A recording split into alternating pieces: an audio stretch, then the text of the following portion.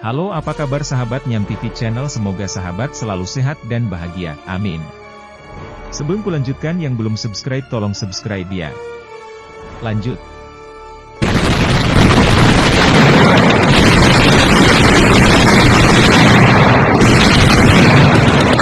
Kenapa harus perang? Bukankah hidup damai itu lebih mulia dan menyenangkan?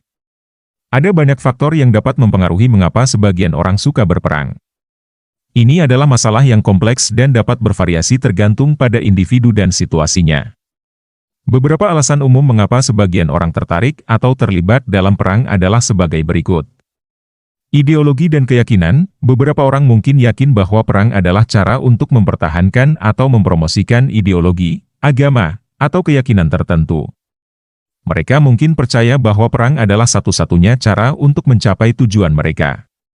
Motivasi politik. Perang seringkali terkait dengan tujuan politik, seperti pengambil alihan kekuasaan atau perubahan rezim.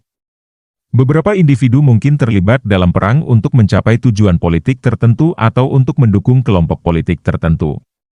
Faktor ekonomi. Terkadang, perang dapat memberikan peluang ekonomi kepada individu, seperti pekerjaan dalam industri pertahanan atau perdagangan senjata.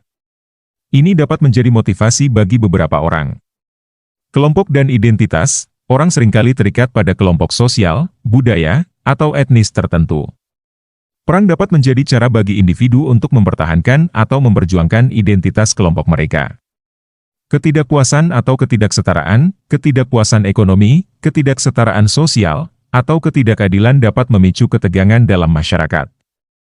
Dalam beberapa kasus, ini dapat memicu konflik bersenjata. Pengaruh sosial dan tekanan kelompok. Seringkali, individu terlibat dalam perang karena tekanan dari kelompok sosial atau teman-teman mereka. Mereka mungkin merasa terpaksa untuk ikut serta dalam konflik karena alasan ini. Faktor psikologis. Beberapa orang mungkin memiliki dorongan psikologis tertentu yang memotivasi mereka untuk berperang, seperti dorongan kekerasan atau dorongan untuk berkuasa. Penting untuk diingat bahwa setiap situasi konflik bersenjata adalah unik, dan alasan individu untuk terlibat dalam perang dapat sangat bervariasi. Selain itu, perang seringkali memiliki konsekuensi yang sangat merugikan, termasuk kerusakan fisik, kematian, dan penderitaan manusia. Oleh karena itu, perdamaian dan penyelesaian konflik secara damai seringkali merupakan pilihan yang lebih bijaksana dan bermoral. Rukun dan damai itu lebih menyenangkan. Tentu, hidup damai adalah tujuan yang sangat dihargai dan diinginkan oleh sebagian besar orang di seluruh dunia. Banyak upaya telah dilakukan untuk mempromosikan perdamaian, mengurangi konflik, dan membangun masyarakat yang harmonis. Ada beberapa langkah yang dapat diambil untuk menciptakan dan menjaga kehidupan yang damai. Diplomasi dan negosiasi. Diplomasi dan negosiasi adalah cara terbaik untuk menyelesaikan konflik tanpa kekerasan. Upaya diplomasi dan negosiasi dapat digunakan untuk mencapai kesepakatan damai dalam situasi konflik internasional atau konflik internal dalam sebuah negara.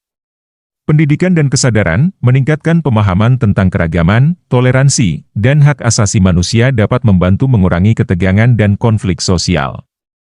Pendidikan yang mempromosikan perdamaian dan kesadaran akan konsekuensi kekerasan dapat membantu menciptakan masyarakat yang lebih damai. Pemberdayaan perempuan. Penelitian telah menunjukkan bahwa memperkuat peran perempuan dalam masyarakat dapat berkontribusi pada peningkatan perdamaian. Perempuan sering memiliki peran yang signifikan dalam menjaga perdamaian dan membangun komunitas yang lebih stabil. Penegakan hukum dan keadilan. Sistem hukum yang efektif dan adil dapat membantu mencegah konflik dan memberikan insentif bagi masyarakat untuk menyelesaikan perselisihan melalui proses hukum daripada kekerasan. Kehidupan berkelanjutan, mengatasi masalah seperti ketidaksetaraan sosial, ketidakadilan, dan kerusakan lingkungan dapat membantu menciptakan masyarakat yang lebih damai. Kehidupan yang berkelanjutan juga dapat mengurangi konflik atas sumber daya alam yang terbatas. Kerjasama internasional, kerjasama antar negara, organisasi internasional, dan lembaga non-pemerintah dapat membantu mengatasi konflik global dan regional. Aliansi dan perjanjian internasional dapat mempromosikan perdamaian dan stabilitas. Konflik damai dan mediasi. Mediasi adalah proses ketiga pihak yang independen yang membantu pihak-pihak yang terlibat dalam konflik untuk mencapai kesepakatan damai. Mediator dapat membantu meredakan ketegangan dan mencari solusi yang dapat diterima oleh semua pihak. Meskipun menciptakan dan menjaga kehidupan yang damai dapat menjadi tantangan yang kompleks, upaya untuk mempromosikan perdamaian adalah hal yang sangat penting dan mempunyai dampak positif yang besar terhadap kesejahteraan manusia. Kita semua memiliki tanggung jawab untuk berkontribusi pada menciptakan dunia yang lebih damai dan adil. Damailah negeriku, damailah bangsaku, dan damailah seluruh umat manusia di seluruh dunia. Sekian, terima kasih.